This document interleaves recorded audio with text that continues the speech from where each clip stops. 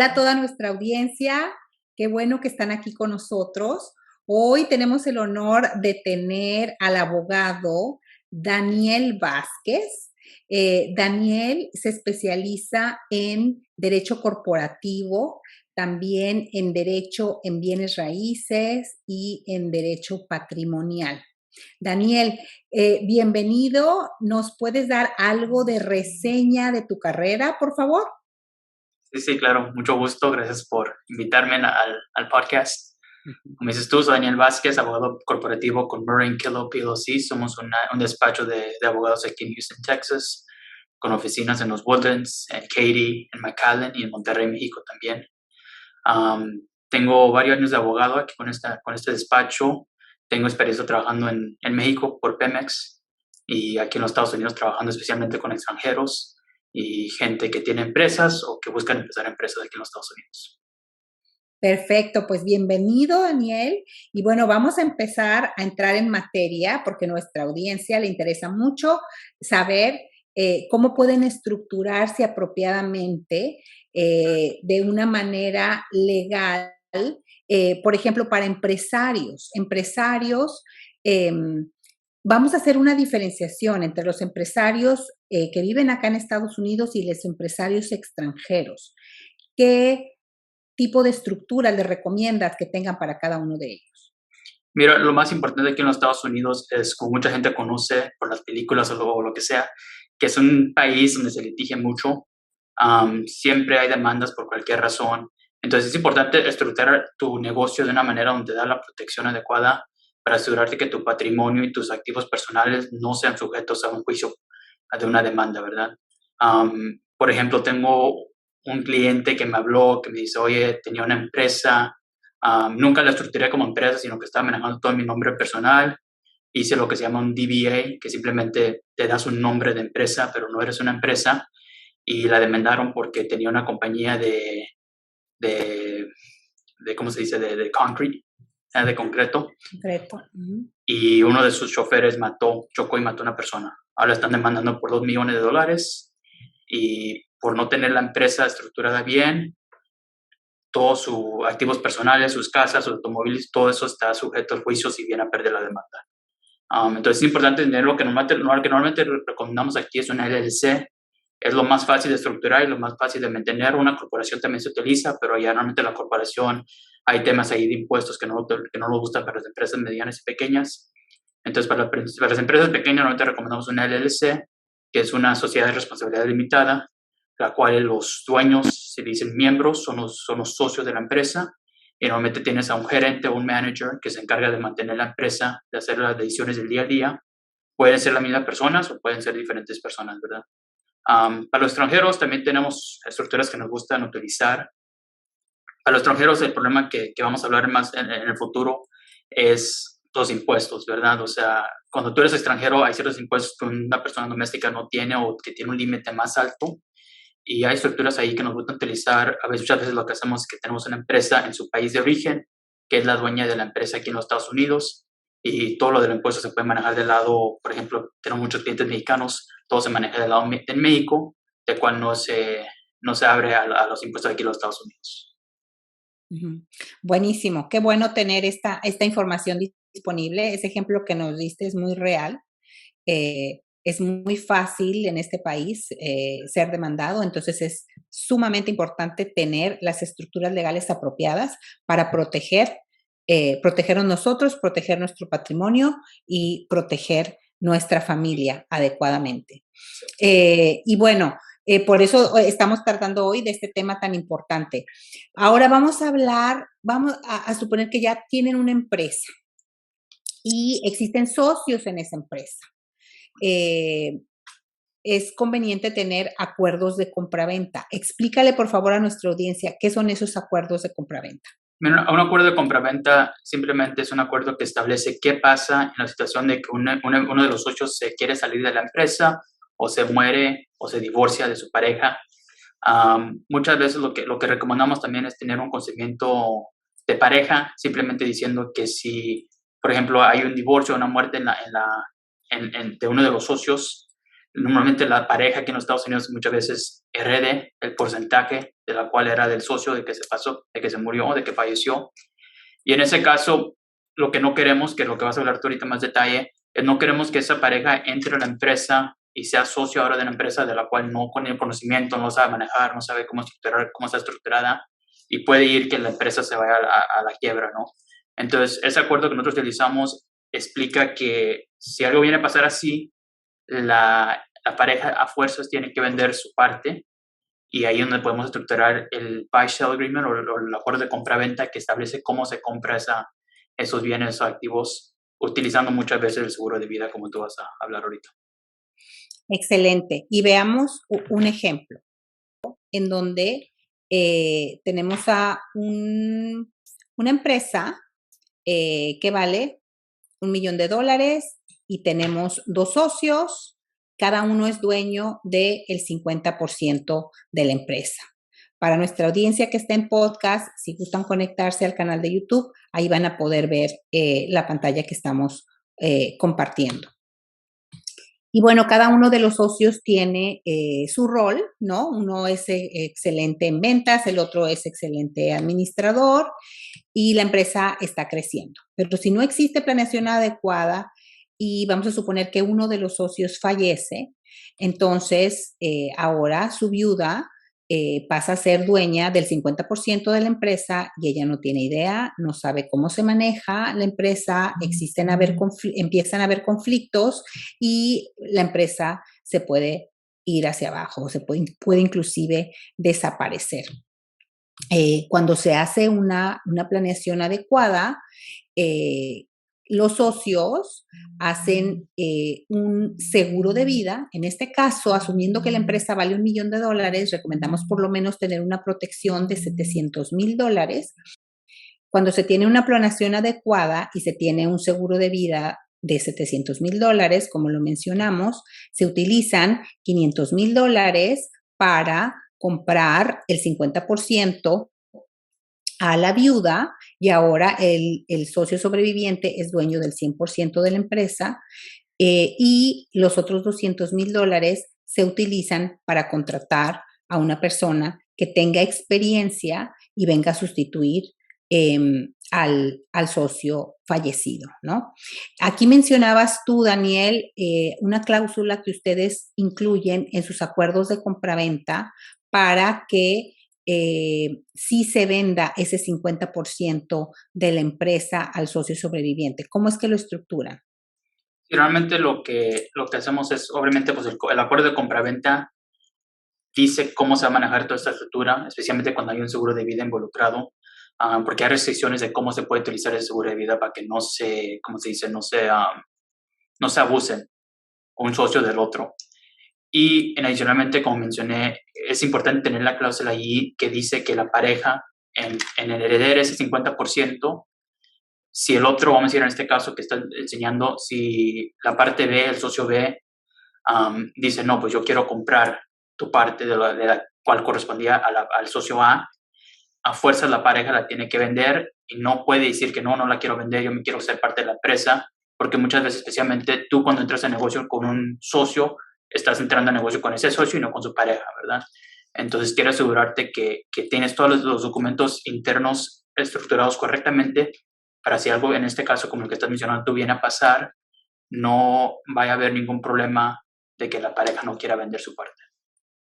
Excelente. Muy buena manera de estructurarlo.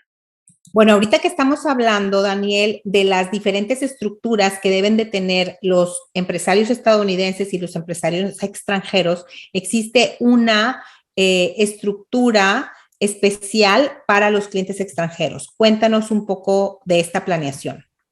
Sí, mira, una planeación que nos gusta mucho, especialmente para extranjeros que vienen lo que vemos mucho es que muchos extranjeros vienen a invertir en bienes raíces, no normalmente su personal, pero también para vender y a rendimiento, ¿no? de bienes raíces. Entonces, ahí es muy importante porque hay un impuesto, una retención que se cobra contra los extranjeros que no se cobra contra las personas que son residentes de los Estados Unidos, que se llama FIRPTA.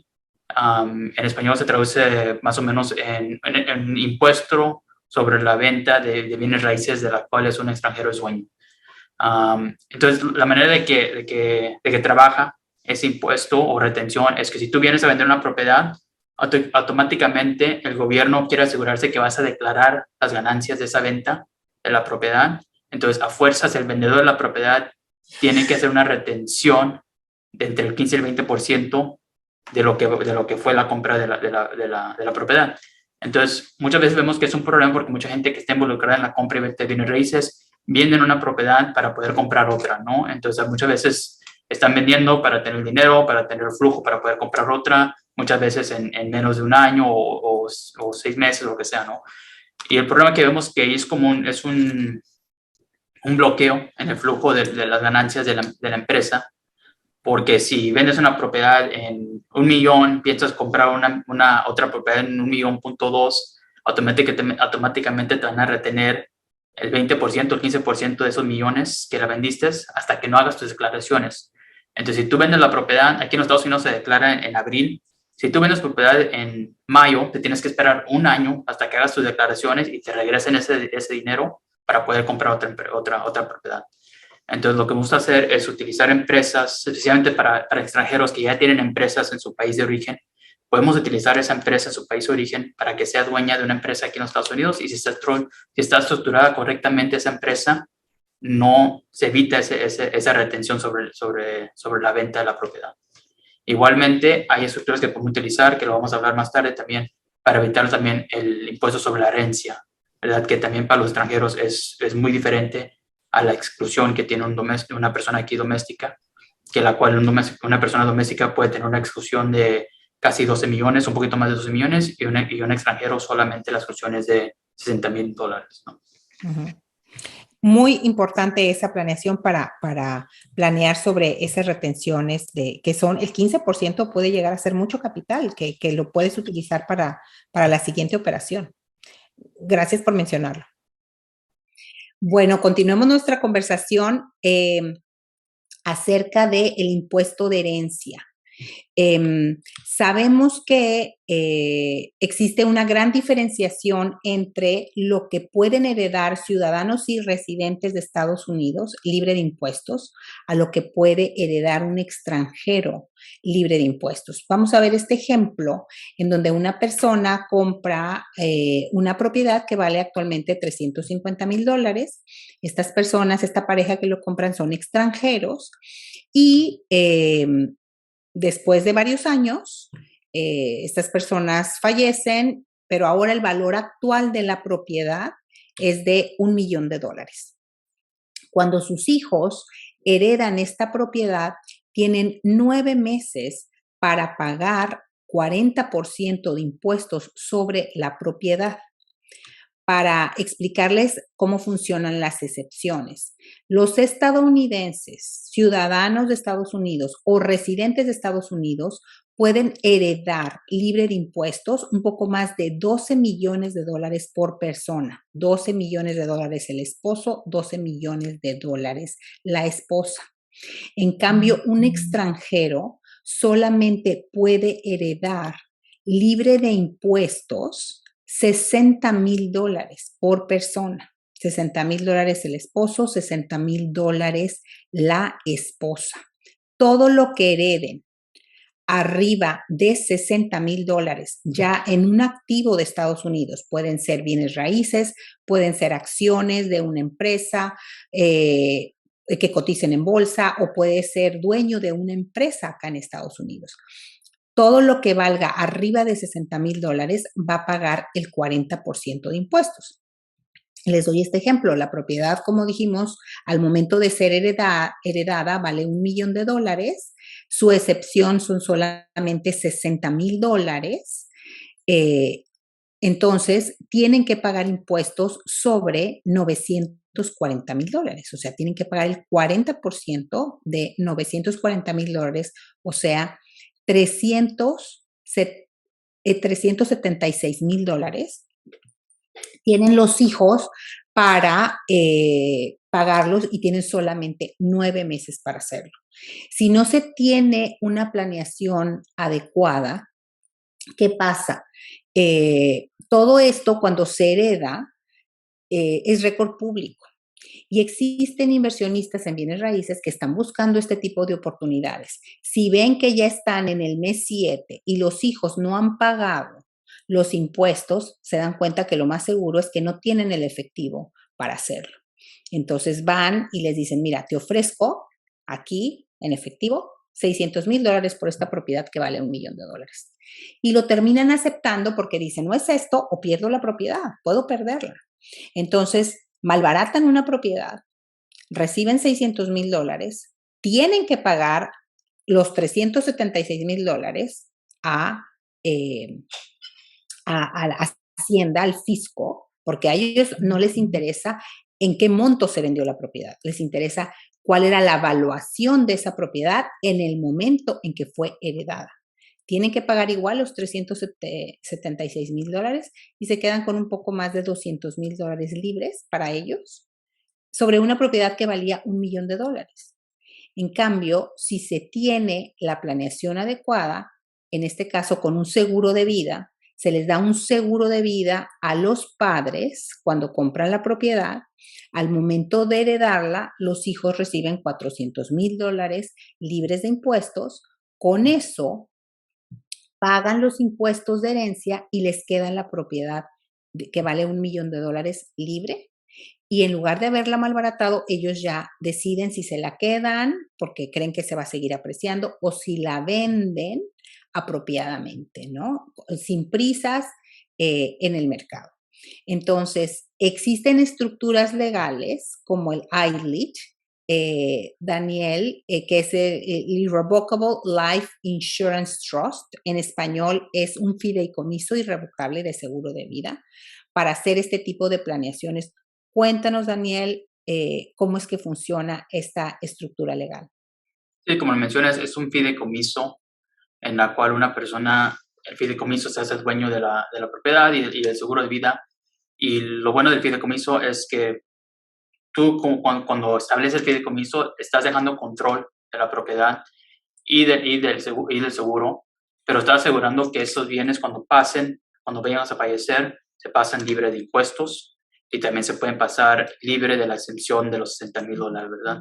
Entonces, tienes dos beneficios. Pues el seguro de vida te cubre los impuestos que vas a pagar, pero al mismo tiempo quizás no va a haber impuestos sobre esa ganancia o sobre esa herencia. Sobre esa herencia, sí está bajo un fideicomiso estructurado correctamente. Exacto.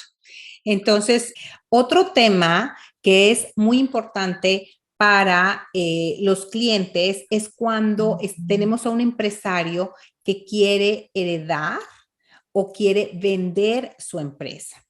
Y muchas veces tenemos esta incógnita o esta problemática que tenemos a este empresario, su empresa vale $2,000,000 y tiene 2 hijos. Uno de sus hijos sí está involucrado en el negocio, el otro no. El otro es un doctor, por ejemplo. Tiene una profesión completamente diferente. El papá quiere dejarle la mitad de la empresa a cada uno de sus hijos, ¿no?